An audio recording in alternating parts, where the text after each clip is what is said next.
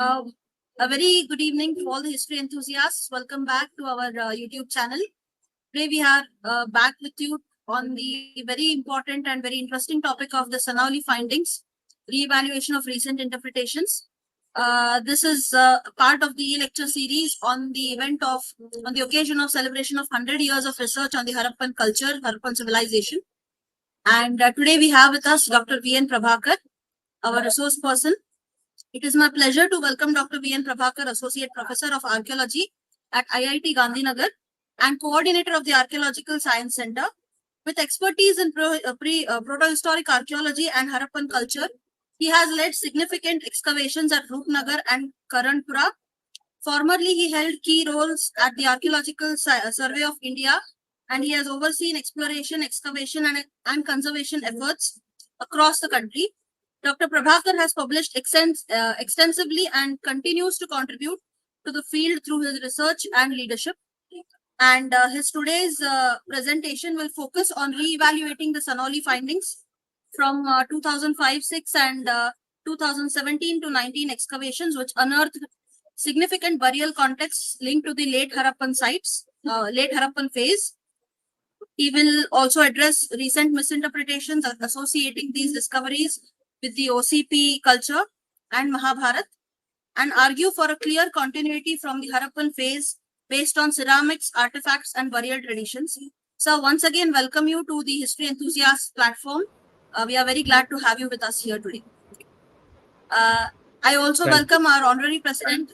Yes, I also welcome our honorary president, Shri Nandan Shastri sir, who has joined us from Baroda, and founder vice president of the History Enthusiast, Ms. Nidhi Katti, who very wonderfully hosted yesterday's session.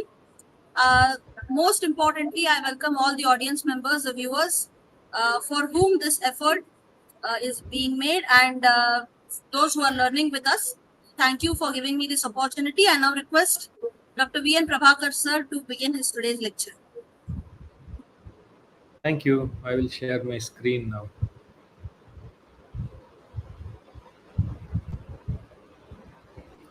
Is it visible? Yes, yes. Yes, sir. It's visible. Yeah, thank you.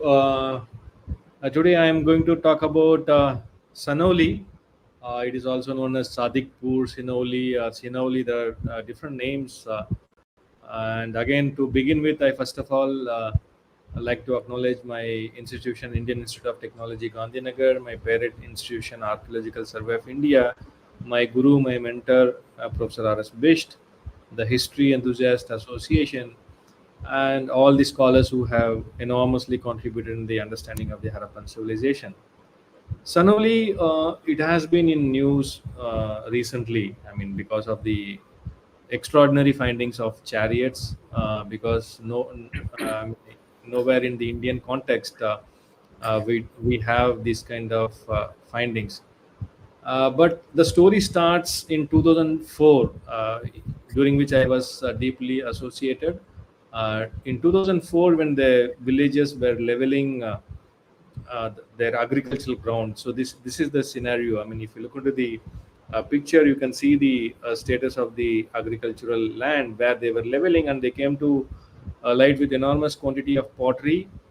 Some of them very fine with red colored slip, and also stone beads of the agate cornelian type, and also an antenna sword. Antenna swords in the Indian context, they are typically of the copper ode repertoire, and here its find indicated something very important. And we along with Dr. D.V. Sharma, he was heading the excavation branch second of the Archaeological Survey of India at that particular point of time.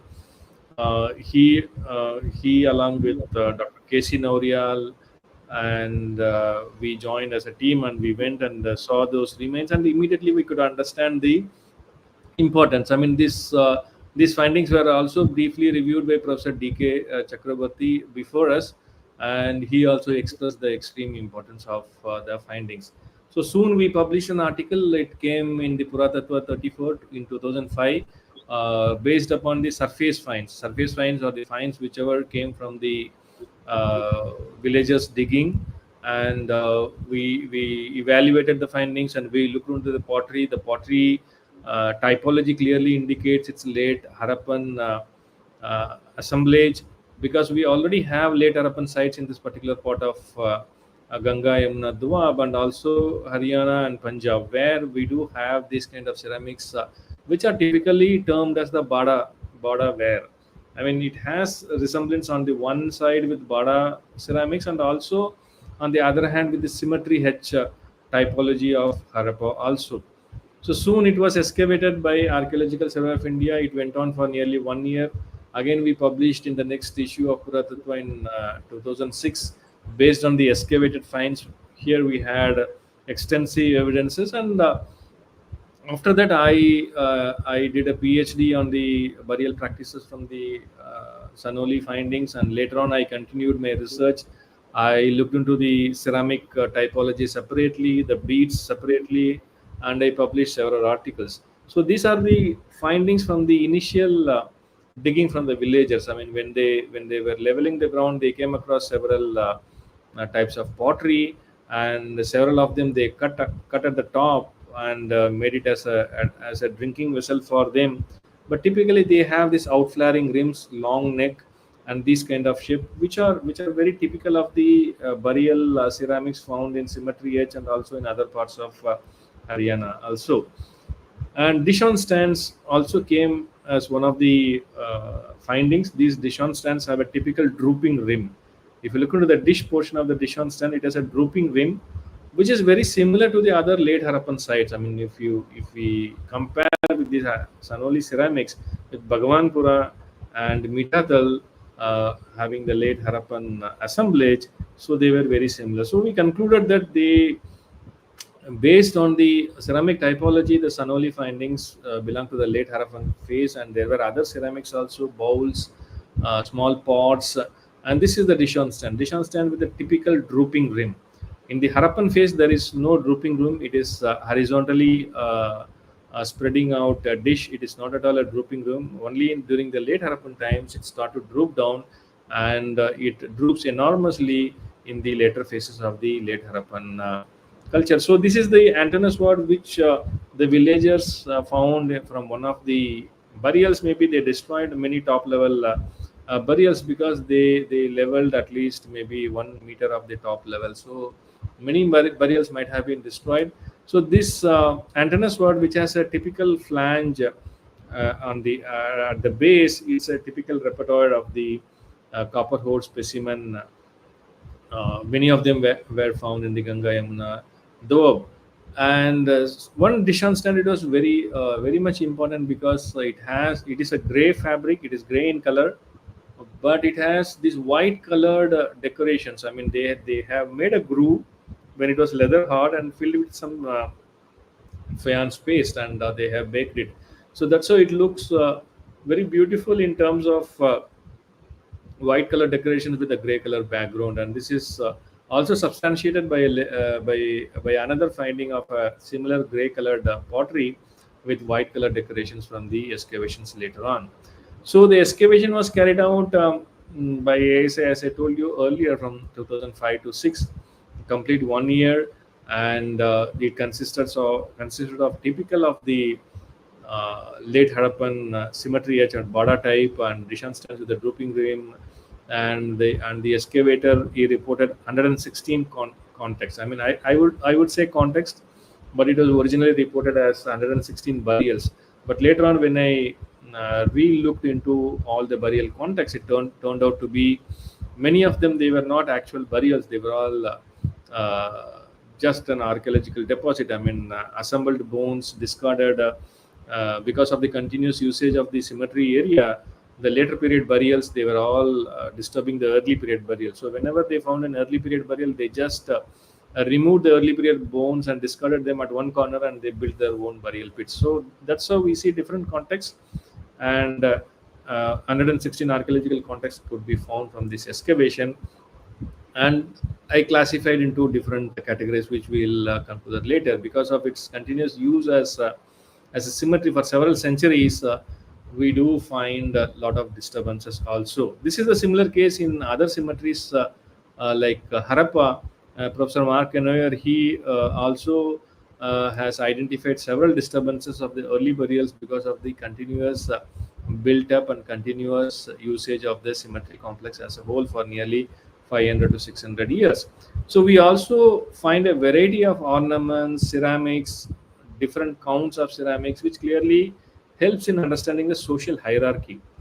From a burial, how do we understand the hierarchy is basically through the goods, the built up of the burial, how elaborate or more elaborate or less elaborate, like that. So that's how we find out the social hierarchy. In the article of 2006, we proposed a date of 2200 to 1800 BC, even though I did not agree for this very early date of 2200 BCE, because I argued that there is no Harappan phase element present in the ceramics, and I argued only for the late Harappan ceramic elements. But the other authors, because I was only a co-author, the other authors, they felt no, there is a Harappan element also. So that's how this early date of 2200 was suggested. But I stuck to the early part of second millennium BC, a typical late Harappan date, looking into the ceramic typology, looking into the various aspects. Also, we could associate them to a later date. There were several other findings also. One important is they identified a clay trough and interpreted it as a sarcophagus, even though I argued like no, it is not a sarcophagus, but it could be a pottery kiln. Later on, 2 or 3 such large rectangular things came during the later period excavations. But what I feel is that they are all pottery kilns which were used to produce pottery at the particular site. So I went on to research upon various aspects, and also published different articles from 2014 onwards. I published on the ceramic typology. I published on the possible convergence of historical literature and archaeology. I cited examples from Sanauli, and one popular article in a magazine known as Dig Into History, and also in the very recent book by the Hindu group, I also presented some of the latest ones. And very recently in 2024, I have fully argued in a very long article of how the Sanauli findings have its continuity from the Harappans. It is not that the Sanauli findings belong to a separate civilization as it is being argued upon, but it is a continuity of the Harappan phase, and rightfully it should be the late Harappan ceramic assemblage. So what is the late Harappan? I mean, we are talking about. So we yesterday we talked about the Harappan civilization. It flourished from 2600 to 1900 BC. I briefly mentioned about the later phases of the Harappan civilization, when due to certain climatic changes, due to prolonged drought-like situations, and also around 1900 BC, towards the beginning of the second millennium BCE, river Saraswati started to dry up, and the settlements started to shift towards the upper reaches of the rivers. You can see a clear-cut shift in the settlements. I mean, these entire areas abandoned, they were moving towards the east, shift in the settlements, and they are crossing, and they are settling down in the Gangetic Yamuna. Though that's how they are. The Harappans, they were moving gradually into the greener pastures because the river is drying up and they have to survive, and whatever they have been possessing, they have been carrying along with them. So during this phase, we have very important evidence from the site of Harappa, which is termed as the symmetry age culture, symmetry age phase of the late Harappan tradition. We have the burial types, known as the earth burials, which comes from the lowermost levels of the symmetry age. The top one, they have the pot burials. In the lowermost stratum 2 burials, they have the earth burials consisting of extended inhumations. You can see the burials extended inhumations. Some are flexed ones, but they have a general typology. The ceramics, they are all placed near the head portion. Some spill over towards the bottom, but normally they are placed around the head portion only. And these are the ceramics. I mean, you all of you recently saw, I mean, just now saw the ceramic types from the Sanauli burials, and you can compare very well with this jar type and also the pot types, which are very similar. I mean, they not invented, the Sanauli people did not invent that, but they got these tradition through legacy. And how do we term these burials? Because burials and also the ceramics. The ceramics, they are clear-cut markers in understanding the archaeological cultures, and one of the methodologies developed by the archaeologists is that the typology. Based on the typology, we define archaeological assemblages, and from archaeological assemblages to archaeological cultures, that should have a spatio-temporal distribution. I mean, only one site cannot represent an archaeological culture. That needs to be understood. I mean, if somebody is terming a culture or a civilization, one has to understand that it should have multiple sites in a spatio-temporal context spread across a considerable area of influence, so that it can be safely termed as a culture or a civilization. So these ceramics from Sanauli, they have close parallels with the Bada ceramics. Bada is a site near Sangol, which was excavated by Y.D. Sharma, who later on excavated Rupnagar, which I excavated again in 2012, which has a clear-cut stratigraphical connection between the Harappans and the Bada phase. Towards the end of the Harappan phase, around 2100 2000 BCE at Rupnagar, we see the emergence of the elements of Bada ceramics. Then the Harappan ceramic typology disappears and the Bada elements dominate. So these are some of the Bada ceramics from Rupnagar. I mean, when I excavated, I also dated these horizon, and clearly we could understand from which time period this Bada like ceramic come to existence. Now we come to Sanauli. Sanauli is a village here located nearly 8 kilometers east of River Yamuna. River Yamuna is flowing now at present, and this is the Sanauli village, and this is the fine spot. So when we were exploring the entire area, we could see a lot of disturbances, lot of leveling areas happening, and we explored the entire area in the villages also. Even though we could find certain ceramics here, but they were all of the historical period. We could never land upon a habitation site of the contemporary to the late Harappans. So these are the fine spots from where initially the villagers dug the ground, and they were finding the spots. During the time of the excavation also, the villagers indicated that there is another area here where they found a huge copper container, some ceramics and all. So due to the enormous nature of the archaeological findings here, this area could not be probed by Dr. D. Sharma at that particular point of time. He thought he may excavate it later on, but based on the findings, based on the reportings of Dr. D. Sharma, and based on my PhD only, people came to know about the enormous potential of this region, and the later period excavation was carried out in 2017, 18 and 18, 19. So there is a clear-cut background knowledge. I mean, it is not that the later period excavators landed upon the site on their own and they explored the site for the first time, but they had a enormous corpus of archaeological literature already available with them, and based on this knowledge only they landed upon this site. So Sanauli, if you look into the context of Sanauli, these are the late Harappan sites. I mean, all the late Harappan sites have been plotted here. It is a dense concentration of late Harappan sites, and they are not OCP sites. I mean, it has to be kept in mind, they are not OCP sites, and there are late Harappan sites. And if we look into the site catchment analysis, you can see a lot of sites.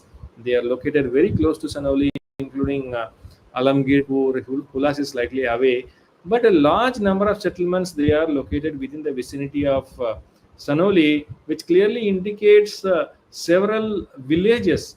I mean, in this late Harappan phase, we can definitely say that there were no towns, no cities, because the urban character of the Harappan civilization has came to an end, and again they have converted into a rural culture. Rural culture doesn't mean that they did not possess wealth, because from the legacy, from the enormous traditions which they were being into for nearly 500-600 years, they might have possessed enormous quantity of wealth. And gradually what we are seeing is that in this part of western Uttar Pradesh, the wealth is gradually entering into the archaeological deposits, be in the form of burials, be it in the form of accidental findings. Like at Sanauli, it is an accidental finding, but if we look into this burials, it was purposefully put into the burials. Nearby there is one Chandayan site also, where also a similar burial complex came into being. It also yielded a very important finding, very similar to that of a crown-like element. And Mandi is another site which yielded enormous quantity of gold. I mean, nearly 13 kilograms of gold were procured by the Archaeological Survey of India. It was again accidentally discovered in 2000 when the villagers landed upon enormous quantity of gold. We could go there. I was also part of the team. I documented the initial discoveries from the site of Mandi, and now which is in display in the National Museum. So what we are seeing is that the Harappans, who are holding enormous quantity of gold and precious elements for a prolonged time period, maybe for 500, 600 years, slowly when they were abandoning their original settlements and moving towards different greener pastures, and slowly they could not hold their wealth anymore, and they were entering their wealth into burials. Maybe that's how we are finding these kind of remains in the late Harappan context and not in the Harappan context.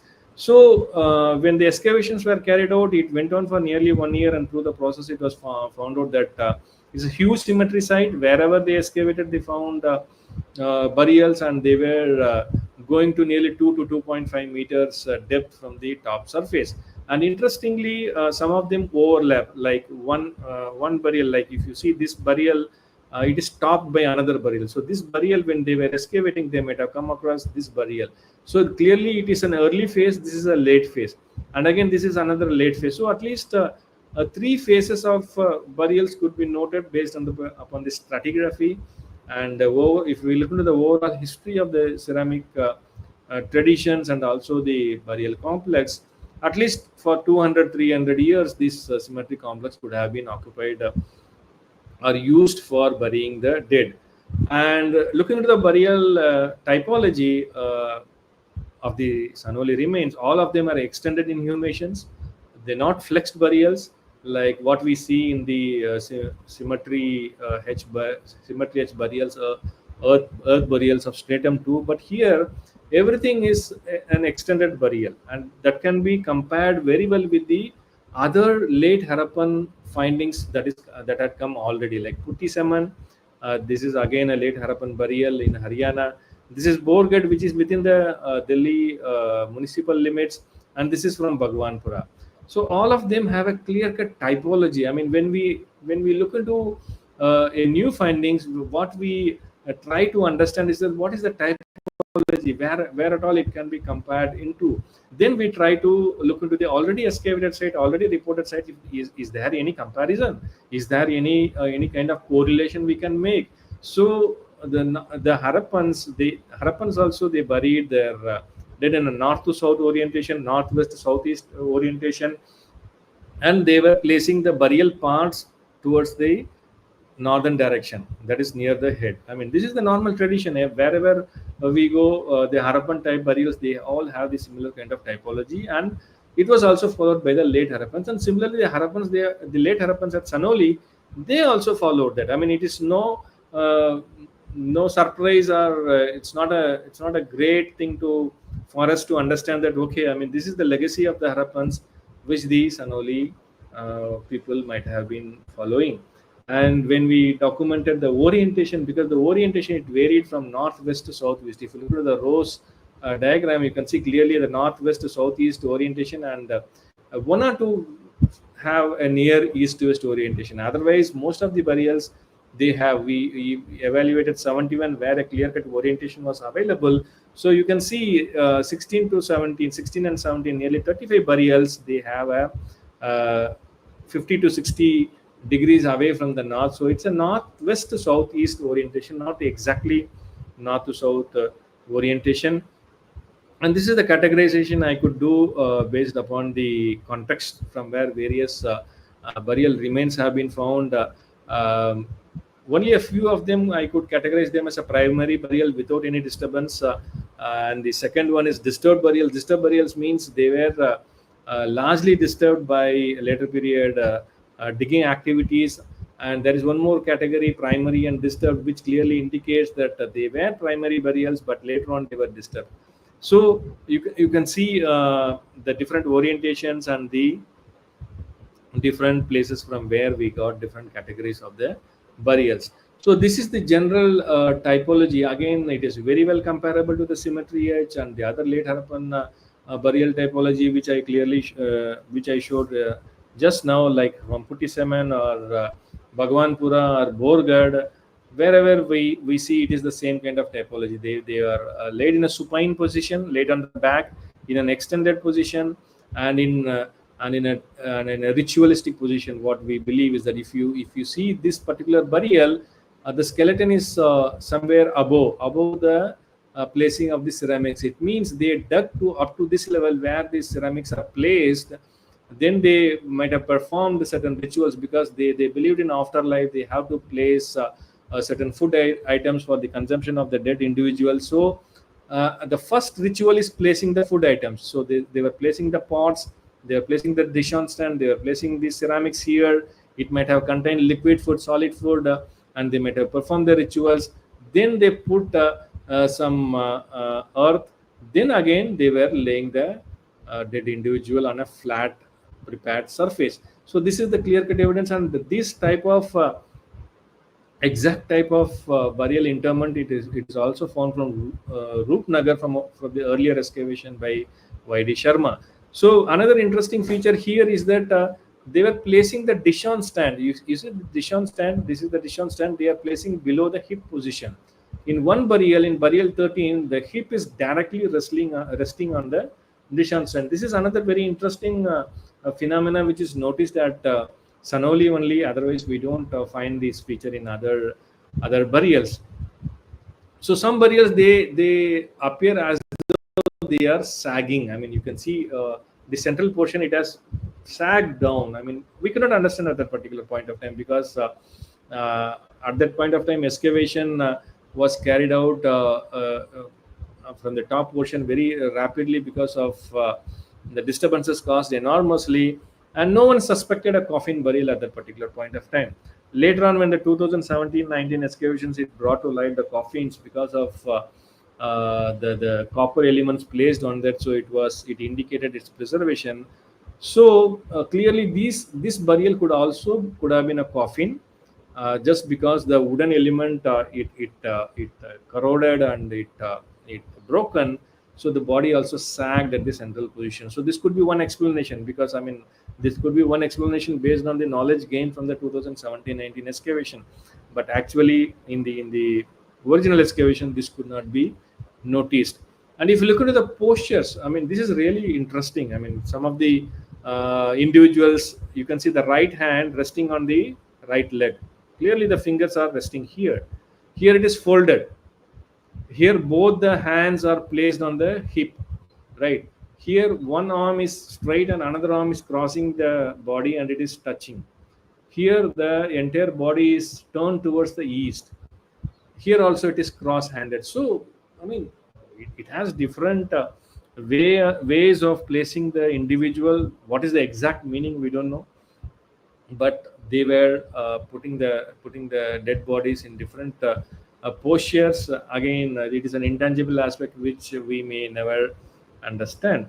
Some of the burials, it appears as though they were tightly wrapped in a cloth.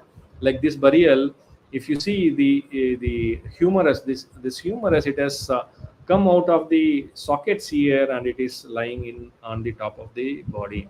So this could have been possible only if it has been tightly wrapped. This is an indication of how it could have been done. So there is a tradition even at Harappa. They have noticed that they could have been wrapped tightly in a body. So this is a continuing tradition. If you look into the way of rituals performed after the deceased, after the person is dead. So even today in North India, they wrap the body tightly and perform their rituals. So this could be a continuing tradition from the Harappan times. As I told you, this is the burial in which the hip portion of the body is directly placed on the Dishon stand, and this Dishon stand particularly had painted decorations, which again has its continuity from the Harappan times. There were child burials also, and child burials particularly they had some very few ornaments. The beads can be seen here on the neck portion and also the hand upper arm. The burials are very good evidence for understanding the context of the ornaments. We find ornaments in a separated context, separated from the original context in archaeological digs. But when we excavate burials, we actually understand in which part of the body these ornaments might have been placed. So here on the upper arm is placed an eye bead. We will come to that later. What is an eye bead? But the indication is that the upper arm was the place on which this eye bead might have been placed. So this is a symbolic burial. No skeletal remains here. Lot of burial pottery, but interestingly, another antenna sword with a sheath. This antenna sword fits inside the sheath. It is only the copper element is preserved now. It could have had a another attachment, maybe a wooden element corresponding to the length of this antenna sword. So this is an interesting finding, and there was several symbolic burials. We say symbolic burials because we didn't find anything along with that. But looking into the elaborate arrangement, it could have been a huge brick enclosure. There could have been remains inside which were completely lost, but it had a this kind of a torso shaped copper element along with various tiny arrowhead type of elements. Later on, I heard that it was x-rayed and it was found out to be a copper shield. So maybe, I mean, a copper shield could have been used by those individuals. But interestingly, this shape is also a Harappan sign. We find in the Harappan sign repertoire this kind of a shape also. And we do have symbolic burials within mud brick coffins. So this is the remains of mud brick within which a large quantity of the ceramics are placed, and also faience bead again arranged in the form of a torso. You can see this is the arrangement which is very much intriguing. Why they should arrange? I mean, if this one is a shield, okay, I mean we can understand this one is a shield. Whether it's a shield or not, it has to be clearly confirmed, but the shape is very important. If you look into the shape, and again this shape, this is very much similar. Another symbolic burial also came with a similar shape. You can see the shape here with a sheath, copper sheath here, and also a provision of a circular demarcation here, which clearly indicates the head. So if you imagine this is the head and this is the torso of the body, so they are clearly depicting an individual whose bodily elements could not have been found, and they were recreating a symbolic burial for indicating that a dead individual is buried here. Some of the burials, they are very elaborate. They had elaborate burial ornaments, and this is how we can recreate the social hierarchy also. The burials which have enormous quantity of ornaments and burial pottery clearly indicates that they could afford, or their family could afford, interment of such elements. So clearly it indicates their status in that particular society. So this burial 95, it had this gold bangles, two on each hand, and also a uh, gold layered necklace alternated with agate beads, and also 9 agate cornelian beads. So this is an extraordinary burial which yielded a lot of burial goods. And also some other burials, they have simple copper bangles. They didn't have gold bangles. They have simple copper bangles, again indicative of their social status. Some of them had enormous quantity of ceramics. Again, the ceramics, it varied in quantity, it varied in decoration, it varied in sizes. So again, all of them indicate the social hierarchy. Depending upon their affordability, they could add or more quantity, or they could put less quantity. So I did a detailed analysis on the ceramics, and these are the basic ceramic types found from all the burials of the 2005-6 excavation, and all of them typically cater to the late Harappan dish on stand typology. If you look into the dishes of all the dish on stands, they all have a drooping rim. Some are less, some are very prominent. Like here, they are very prominent, and here it is the exact reflection of the top and the bottom. So this bottom portion again projecting upwards, again it's a late feature, and this is an early feature in which the bottom portion is not projecting upwards, and towards the later time period it projects slightly upwards, and in certain cases it is more pronounced. So this is a typical feature of the late Harappan dishon stand in this Ganga Yamuna Doab, and also the Haryana region. And we do have bowls on stands. You see lots of bowls on stands, or chalice one can say, and deep bowls with the ring base. And similar copper vessels were found later on, and you can see this is one of the photographs which I could get from the internet, which has this base also. You see, this is the base which allows that the vessel to be placed firmly on the surface. But unfortunately, this has been interpreted as a helmet. I mean, I don't know how one can wear this kind of helmet, and if it is a helmet, why they should create this kind of a ring base?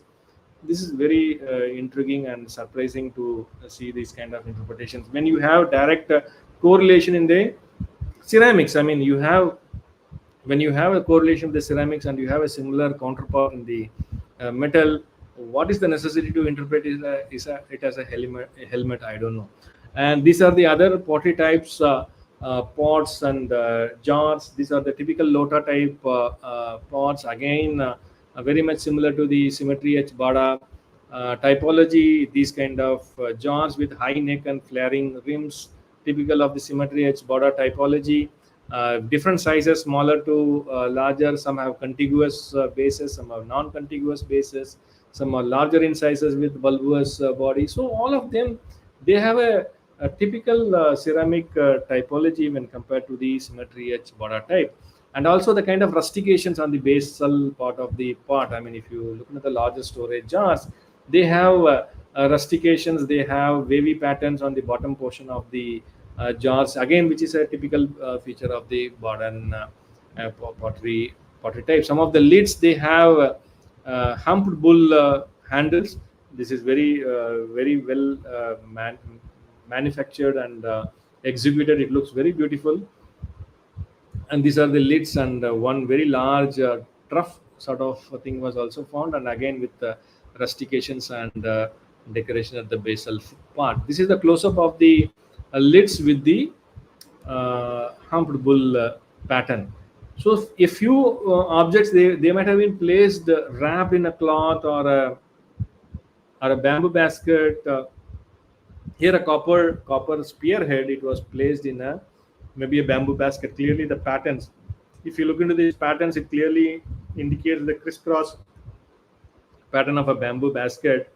And just because it is kept inside, so the impression of the bamboo, it was passed down into this mud. And there is also evidence of a cloth here. I mean, if you look closely here, we can see the impression of a cloth, but unfortunately this spearhead was completely chemically treated, and I think all evidence is lost now.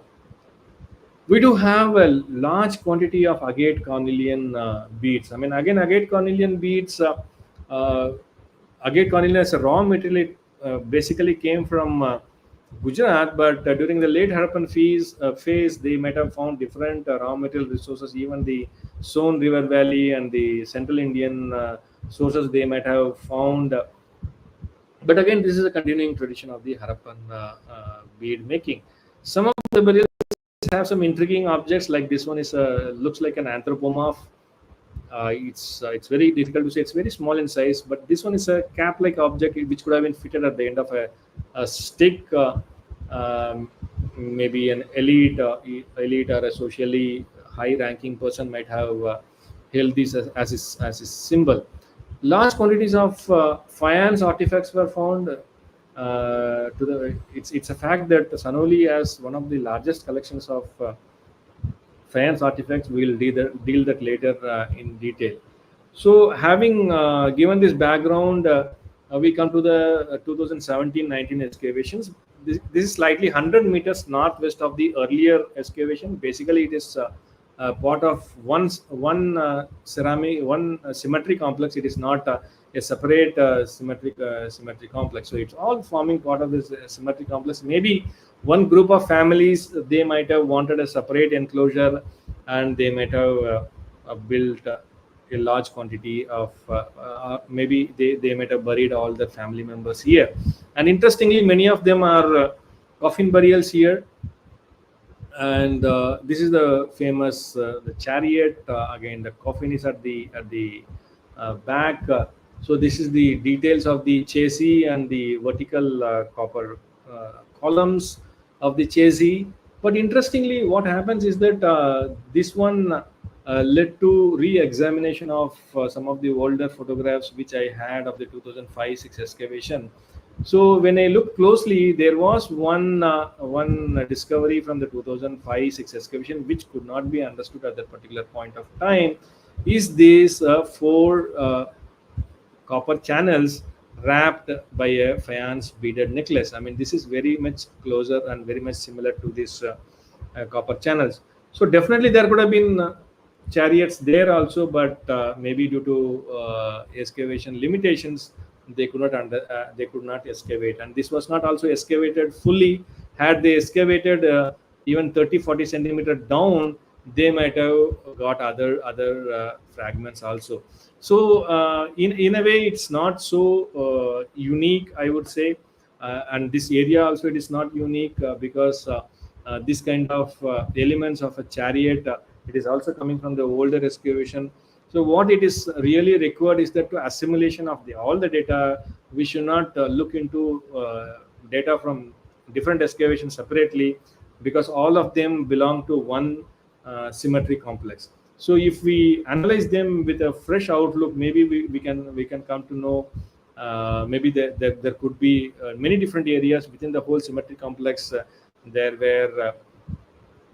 were chariots also. So this recent excavation, it invited a lot of social media attention because of the first discovery of a chariot from a burial context, and many different people also misquoted. Like this one I found it on the internet, how they correlated a Chinese chariot find with that of a Sanauli find. So this was really a fake news, but still, I mean, it evoked a lot of interest, and some people directly linked with Mahabharata.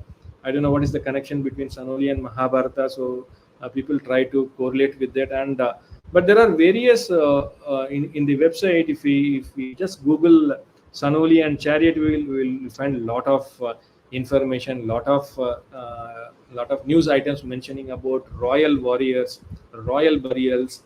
And one article mentions about advanced Chalcolithic civilization, and also warrior class, copper vessels at helmet. Like I told you briefly about this copper vessel, which is interpreted as a helmet. I mean, I just proved that it is a similarly depicted earthen vessel. We do find earthen vessel examples, and they do have a copper vessel, and that is interpreted as a helmet. And one more terminology uses OCP civilization. I mean, we will look into all these things one by one. So these are the things what you find in the web page. And Asko Porpala, who is a established Indus archaeologist who writes extensively on the script, who he also described them as the royal chariot. I mean, I don't know what made him to write as a royal chariot. And very recently, the Shalini Sharma et al., they have also published in Radiocarbon. They describe them as the royal burials. Again, that requires some further clarification. So this article, it also has some radiocarbon dates, all taken from a single burial, and they correspond to an early 2nd millennium BCE date, which I told in the very beginning that this is the chronology which we suggested nearly 20 years back, based upon the typology, ceramic typology. Even though two of my co-authors, they did not agree with me, and they suggested a 200-year older date, but still I stuck to the early 2nd millennium BCE. And now the radiocarbon dates, they clearly correlate that. I mean, we cannot have a Harappan period burial here, because the typology clearly indicates a late Harappan typology. So one of the dates, it goes much earlier, but they say it is due to certain problems in the sample itself, and one very early date which the authors themselves they say it is due to the mixing of the older carbon. So this article they use different terms. I mean, if you look into the description in the abstract, they say chalcolithic period of the archaeological sites Sanauli. And it is intriguing to understand that, I mean, we in the archaeological parlance, when we understand cultures in different time periods, it develops and it passes on from one phase to another. And chalcolithic means it should have copper plus lithic elements. I mean, we don't have any lithic elements from Sanauli. uh, they should have merely said it's a copper age archaeological site. Chalcolithic means where are the lithics? I mean, where are the stone blade elements, which is very prominent in the Harappan period, early Harappan. Even before that, even during the Harappan period, you'll find the beautiful rory lithic elements. But here, nothing is there. So the terminological issues are there, and they also thought to belong to OCP or copper horde culture. Even they are not sure whether it is OCP or not. So they say thought to be belonging to the OCP, and they use one more term, contemporary to the late Indus. It means it is separate. It's not late Harappan. It's a separate complex as an individual site surviving in the midst of other late Harappan sites. I mean, this is very really surprising to even visualize. I mean, for example, I'm living in a city. I'm surrounded by other people, and I'm living in an island. I mean, I really I can't even really imagine such a scenario. So contemporary to late Indus, Mesopotamia again, it's a huge time period. I mean, starting from the Sumerian Jemdet Nasr period to early dynastic 1, 2, 3, then Akkadian, then Babylonian. We have different time periods. Which time period? Mesopotamian. It's a term used for the urban phase of Mesopotamia, right? And Greek civilization, again, it's very difficult to understand which part of the Greek civilization, Minoan, Mycenaean, or the classical Greek. So all these things clearly establish a kind of a ambiguity in the minds of the readers. If I'm a common public, if I read these articles, then I would correlate many different things. So these are the difficulties with the recent interpretation. Then we'll come to one by one. I mean, whether chariots are found for the first time. Of course, chariots are found for the first time in a burial context. That we need to clearly understand. But we do have excellent replicas of terracotta chariots from Harappa. You can see a single person driven chariot here, and again here. I mean, this is also a chassis with a C-shaped chassis and provision for the yoke and all those stuff. I mean, there are examples. I mean, Harappans, they had individual vehicles, right? I mean, chariots, they are all individual vehicles. It's not that meant only for warfare. It was a personal vehicle. People might have traveled. A wealthy person might have traveled in a chariot. That's it. I mean, there were evidences. The thing is that they were not preserved in the archaeological record. That's why we could not find. Even the Sanauli find, it was found because it has copper sheathing. It has copper elements on the surface. Otherwise, nobody might have noticed that, right? And how royal are Sanauli finds? Again, if we look into the archaeological interpretations, if we look into the anthropological and sociological theory, I mean, we classify the ancient societies into different levels of advancements. And royalty comes in a state level society, right? If there is a kingship, if there is warfare, if there is a considerable army, if there is a hierarchy, if there are palaces, temples, or the additional paraphernalia. Simply from the burials, looking into a type of a burial, we cannot term it as a royal category, right? I mean, that's why we should be really careful. And in the case of Sanauli, we don't have any habitational remains. For that matter, in this time period, there is no site in the entire Ganga Yamuna Doab where you will find substantial habitational remains. Even a house plan, we don't even have a house plan. How royal are they be? I mean, they might be living in open tents. Where are the royal palaces? Where are the royal armies? Where are the habitations? Where are the houses? Where are the paraphernalia? We don't have anything. So it is very difficult to say royal or warriors. Again, warriors, how can we say they were warriors? Simply some of them had the antenna sword, they became a warrior. They could have been personal weapons. They could have used it for their personal defense purposes, right? So it's very difficult to kind of use these terms, and then we may not explain the entire socio-cultural scenario of that particular time period. So these are some very important and I mean questions which needs to be answered. And again, coffin burials, are they unique to Sanauli? No, it's not unique. Coffins have been found already in the Harappan burial cemetery R37. Wheeler found both mud brick built coffins as well as wooden coffins, along with lids made of Devdar wood. What are we talking about? We have examples of wooden coffins already existing in the Harappan context, and it is a continuity that the coffins were found in the late Harappan context at Sanauli. There is nothing unique or for the first time in an archaeological record. All those things, they are superlative terms. All these came as a continuity, as a tradition from an earlier culture. So these are actual examples from the excavation by Professor Mark Kenoyer at Harappa. Again, they have coffins. This is burial 220. So this is burial 194. Again, coffins, wooden coffins are there, lids are there.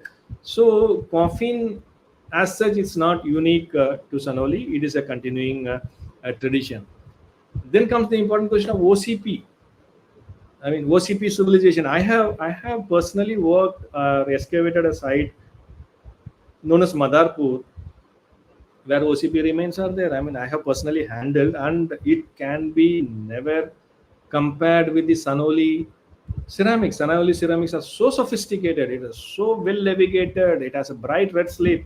It has black colored paintings. It has the forms and shapes of the Harappans, late Harappans.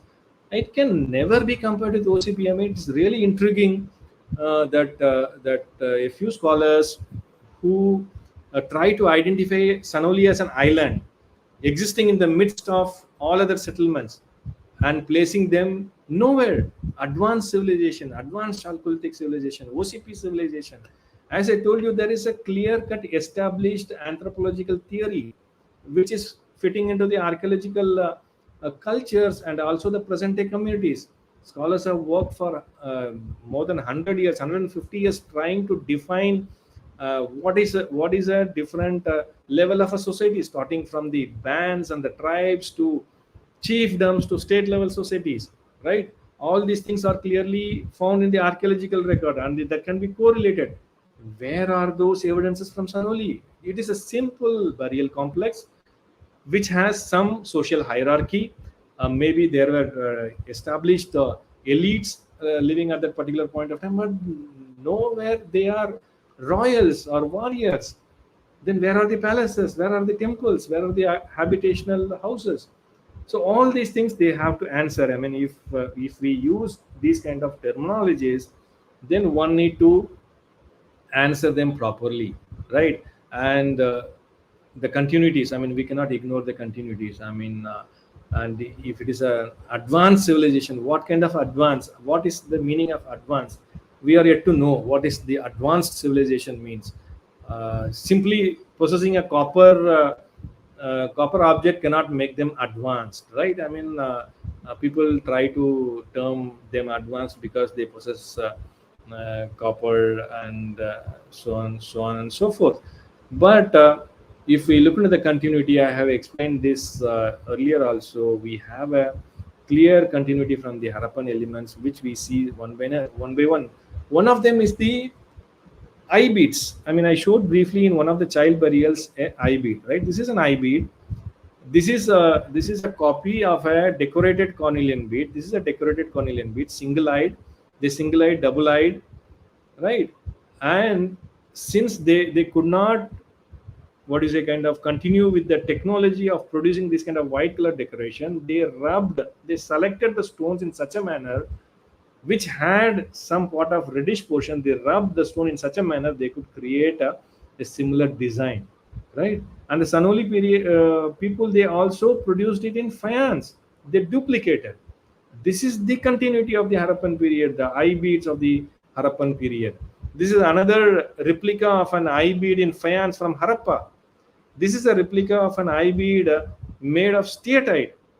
So they were producing various kind of ornaments, copying them into different forms, maybe catering to different sections of the society, because these kind of eye beads, they are very costly, very difficult to manufacture. So they were making replicas. So we are finding them. These are all from Sanauli burials. Where from any other OCP site these kind of eye beads are found? Where is the pattern? We have a very long continuity of tradition from the Harappan time period. These kind of beads were manufactured, and we also find it in Sanauli. So Sanauli cannot happen in an island. I mean, it had a very long background. Similarly, is the long barrel beads. Long barrel beads is one of the, they are the most sophisticated beads produced by the Harappans and very difficult to manufacture. Imagine they had a superior technology of perforating them with earnestite drill bits. Earnestite is a raw material. Geological provenance is yet to be known, but towards the end of the Harappan phase, the technology was lost, except Gujarat. At the site of Dhalavira, Gujarat, they still continue. They continued in the late Harappan phase also, but in other parts of the Harappan region, they switched over to solid or hollow copper drills along with abrasives. They they perforated that. In Sanauli also, I mean, when I did the bead hole impressions along with Professor Mark Canoyer, this is a Dholavira evidence which has a typical stepped drilling technique, drilled with the earnestite drill bit, which produces a typical polished surface. And this is from Sanauli, which was perforated using a solid copper drill with abrasive. And that's why, because of the heating of the copper drill, it bulges. It has to be removed, reshaped, and again it is used, and again it bulges. So this is a typical signature of a tube solid copper drill. So again, there's a continuity. We don't have any similar finds from any of the OCP site. They're all flimsy. They don't have any floor levels also. They don't have any house plans also, right? I mean, how come they can manufacture these kind of beads? Another technology is faience. Faience, it started in the early Harappan phase at Harappa, maybe around 2700 2800 BCE, along with steatite or glazed steatite. They categorize them as a glazed steatite. Slowly it developed into a sophisticated technology. Initially its main purpose was to replace turquoise. So they gave the color of a turquoise to a faience with a greenish blue color, right? Here at Sanauli, we find large quantity of these kind of faience beads. They were producing into long tubes and they were cutting it with a wire, right? We have indication of the wire cut also. Some of the faience, they are duplicating agate. You see, this is an agate, naturally occurring agate, but here it's in faience. So they are making faience sheets, bringing them together, fusing it, heating it, then cutting it, and then they were making it. They were making complex patterns. Some of them are orbicular jaspers. Here they were making tubes of faience, then they were rolling it and fusing it together, and they cutting and rolling it, and again they were making it. Right. So we see a clear-cut continuity from the Harappan phase, as well as new technologies developing at Sanauli. And these are the clear-cut indicators of how it is closely related to the Harappans, right? These eye beads reproduced in faience, and these kind of dot and circle motifs. Dot and circle motifs, everyone knows it is Harappan, right? Nowhere in the OCP site we have found this dot and circle motif. So it comes from the very early period, and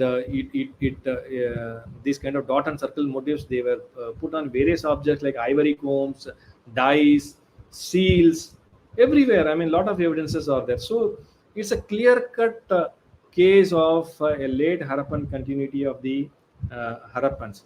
And these kind of bangle shapes, where the shape came from. I mean, these are the faience bangles with this typical heart shape or the people leaf shape. Even they produced this kind of people leaf shaped wells at Mohenjo-daro, right? Here at Sanauli, we see a similar pattern in copper, in gold, and these are from Mandi. Again, Mandi is a late Harappan. I have closely examined the ceramics from Mandi. It all belongs to the late Harappan phase. So all of them clearly indicates a clear-cut continuity from the Harappans, and these are the late Harappan phase of the Bada phase of the late Harappans who settled in this part of Ganga Yamuna, though along with various other sites like Alamgirpur, Hulas. We do have a lot of late Harappan sites in this part of the world. So, what is the conclusion? Broad conclusion. I personally feel there is no advanced Chalcolithic civilization. I clearly explained what Chalcolithic means, and civilization means it should have a spatio-temporal distribution of similarly occurring sites. Only Sanauli has all these kind of remains. There is no other site. If it is equated with the OCP, no other OCP site has these kind of remains, and there is no substantial evidence to prove that there were warriors or royals, because they should have the substantial paraphernalia or the supportive paraphernalia. We don't have coffin burials. They are not unique. They are already known in the Harappan context. And again, chariots, they are already known in the Harappan context. Only at Sanauli it is very well preserved, and it was found. Continuities, I presented several continuities in the form of ceramic styles, forms, painted designs, stone bead jewelry, faience jewelry technology, and also motifs. And to conclude, Sanauli is a typical late Harappan cemetery site, and it is not a OCP site as it is falsely claimed. Thank you.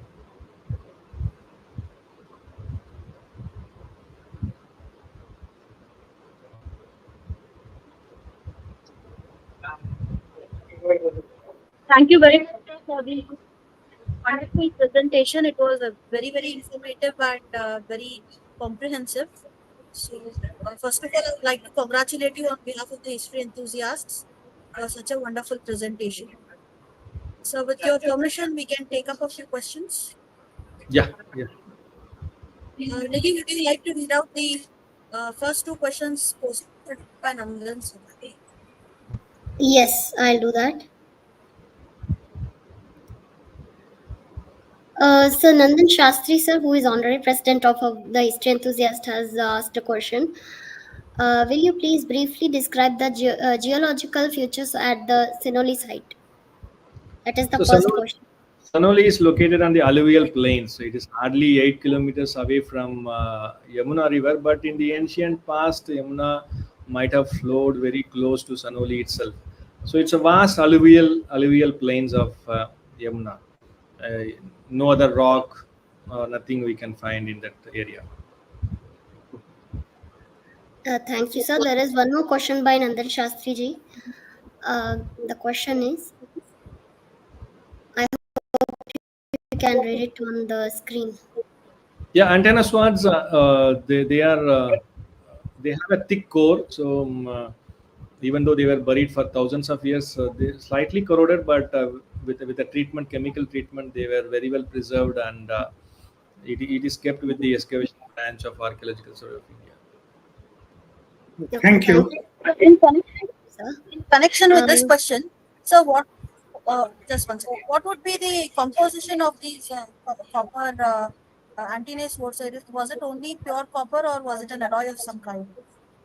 Actually, they're copper ore specimens. Okay, these antenna swords, they are basically from the copper ore repertoire. I mean, this needs to be freshly analyzed. I mean, I don't think these have been analyzed from the earlier collection of copper ores analyzed by Dr. D.P. Agarwal.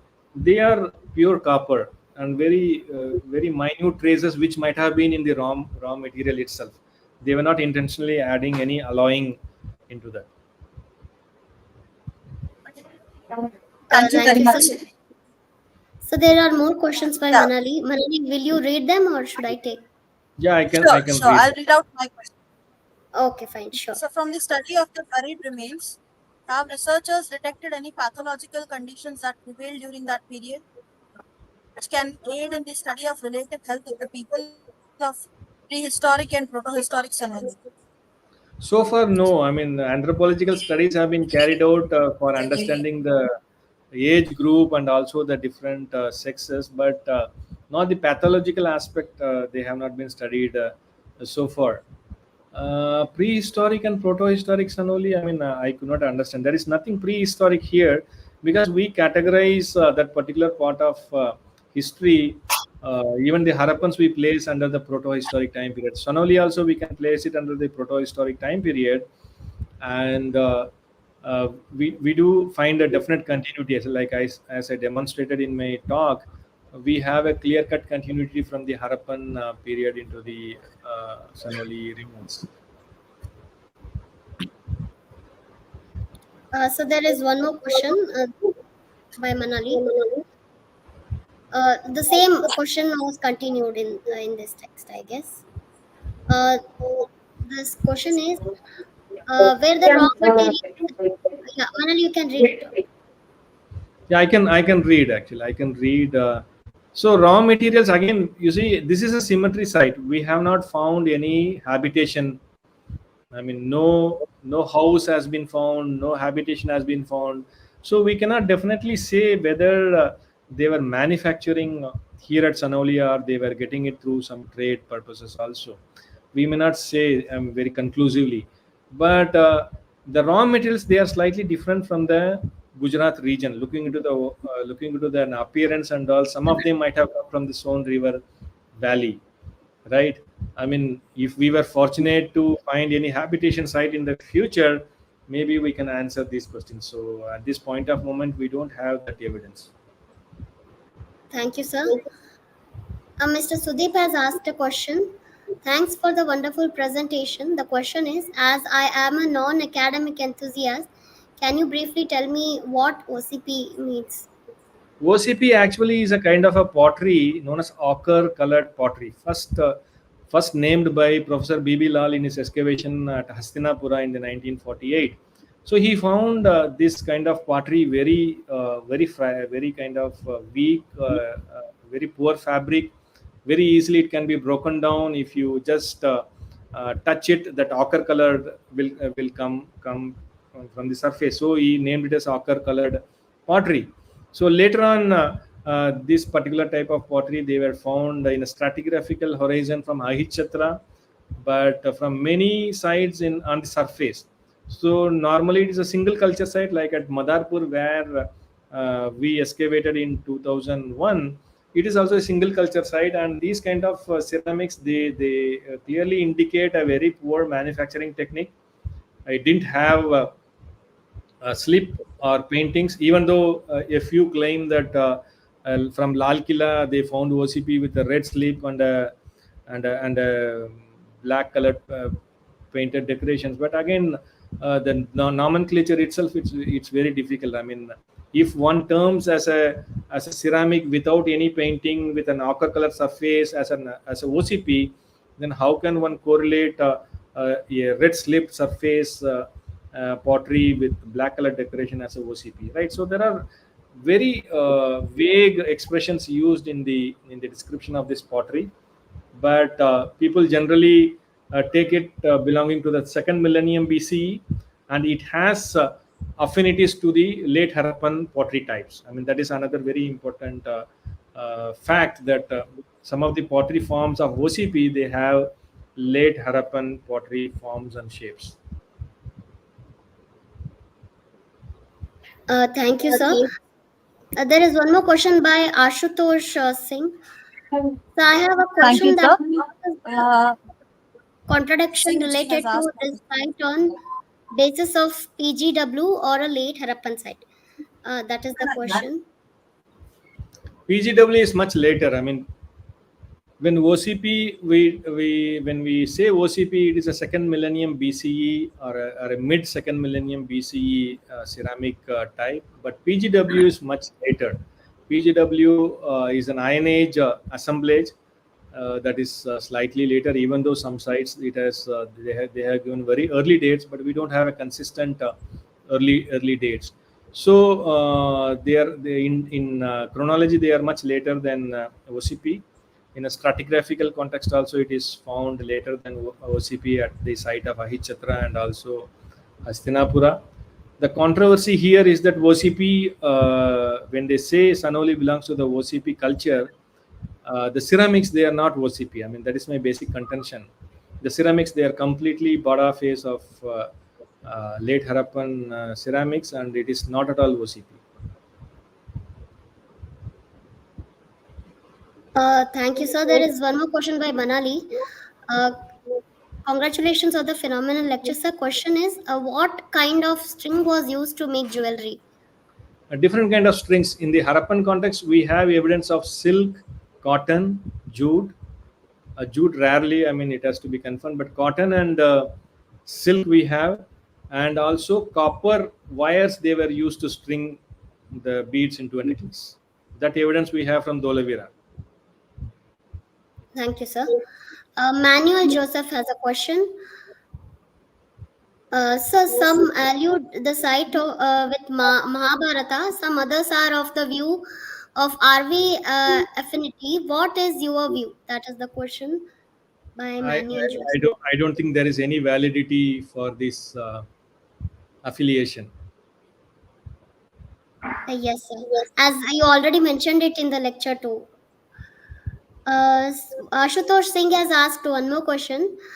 How the view of an archaeologist change about any site when the evidence are same as Sanauli OCP or a late Harappan site? I mean, it's not the archaeologists, they change their views. It is how you look into the evidence. I mean, what is your background? What is your training? What is your understanding of the archaeological theory and practice?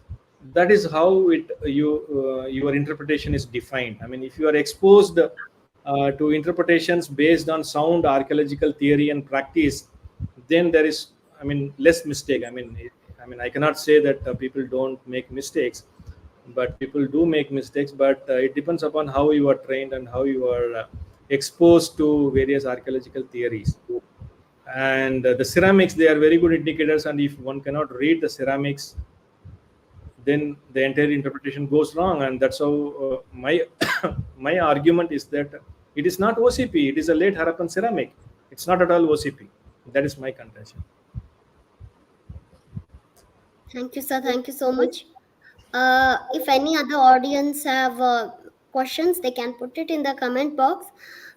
We will surely take the questions and email the speaker, and we will get back with you through answers. Thank you so much, sir. It was really a wonderful and knowledgeable lecture. And earlier, we also had a lecture on Sanauli by Bish sir. This year itself, in the beginning, we had. No. Not Bish sir. Bish sir spoke No, on Dholavira. yeah, Uh, Bish sir spoke on Dholavira. I think, let me check. We had one more lecture on Yes, Sanauli this year itself. we did Uh, have. yeah, this was the second lecture. And we had also seen your From Manjul sir. thinking on epic also. So that was really very informative, sir. It was very happy. We are very happy to have you live with us, as we saw you on Epic channel, but today we are meeting you live. That's very nice. So we have one more question. I guess no. Those are all the questions which we took. I request our honorary president, Nandan Shastri ji, to do the vote of thanks of this session. Over to you, sir. On behalf of the history enthusiast group and on my personal behalf, I thank you very much, Dr. V.N. Prabhakar Uh, Today's your lecture as well as yesterday's, both lectures were quite interesting, very informative. I thank Manali to prepare a good brochure of today's event also, and I thank Nidhi and Manali both for their active involvement in yesterday's and today's event, and I especially thank the audience for taking interest in the questions as well as listening to the distinguished scholar. Thanks to all. Thank you. And thank you very much to our honorary president Nandan Shastri sir. Despite his old age, He is always with us and always supporting us. And sir, I just want to announce the another upcoming event that we are going to have on the 27th of this month. That is next Sunday. We will be having a book review on the studies in Indology, which was a flagship volume written in the honor of H.G. Shastri sir, the father of our honorary president Nandan Shastri sir. So I request the audience members to also be present in that event.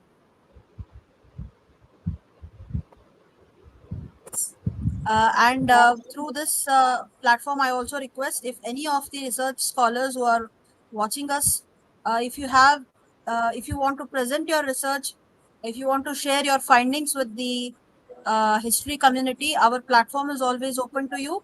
So kindly contact us and we will be very glad to host you. Thank you very much. So, sir, once again, thank you for sharing your valuable time and knowledge with us.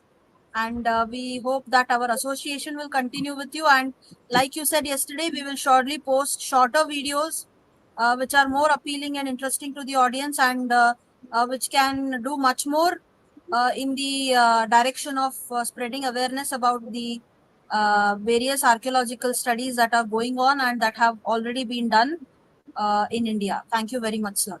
So, with the permission of the yes, sir. With the permission of the speaker and the honorary president, we are now signing off. See you all very soon. Thank you.